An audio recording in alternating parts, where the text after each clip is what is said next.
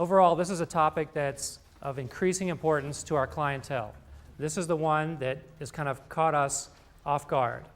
This is the one that we didn't predict. We didn't intend to make indoor air quality problems. We didn't intend to have a mix of chemicals in our environment that are going to be injurious to us or our workers or the clients who are in the buildings.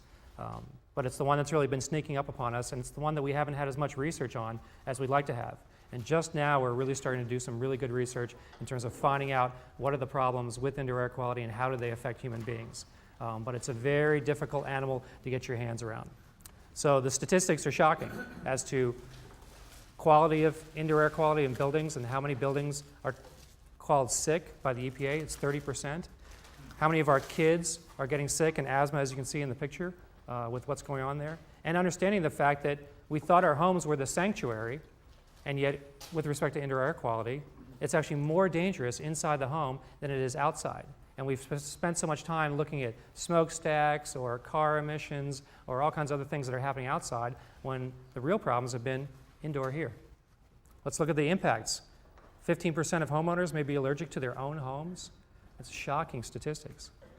40% of our children are going to have asthma or are going to have some other kind of sicknesses. We're going to start finding out how they might be linked to ADD.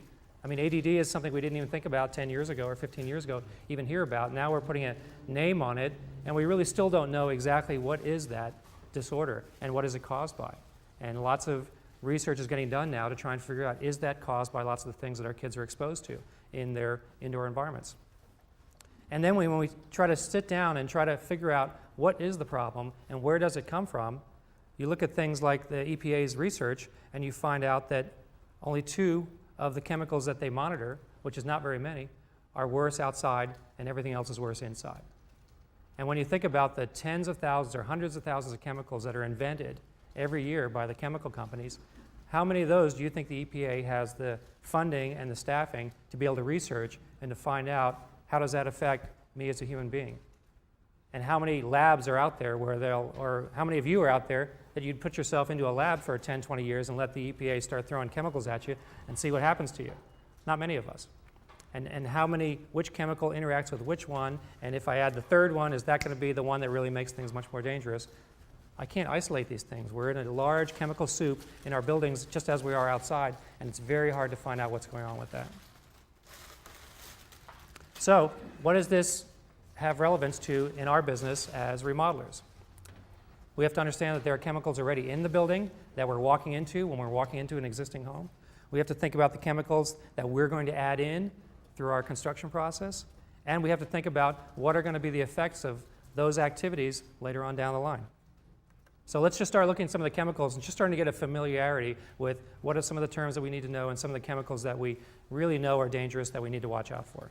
Formaldehyde is the big one that most of us are familiar with from high school science, and how that smells and stinks and how that wasn't a very comfortable experience to go through.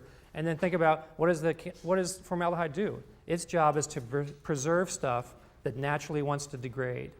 So that's a pretty strong chemical to do that type of work, to not have bodies degrade or the frogs in the jar degrade or all those types of things. That's pretty hefty stuff.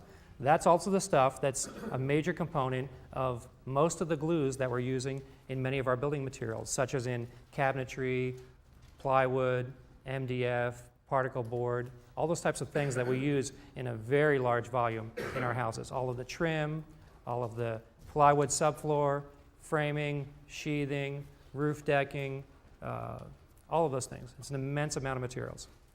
And they're found in all of those different things, as you can see listed there in the slide.